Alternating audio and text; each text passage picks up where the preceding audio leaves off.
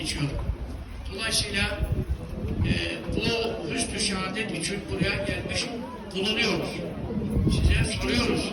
Semir Hafız Efendi'yi ve Hızır Sayın merhum kardeşimizi hali hayatlarında, sıhhat-i bedenlerinde tanıyabilenler, mümin muvahhid, namazla, abdesti, Kur'an-ı zikir ehli, ehl-i sünnet ve cemaat itikadına mensup olduklarına şahitlik eder misiniz?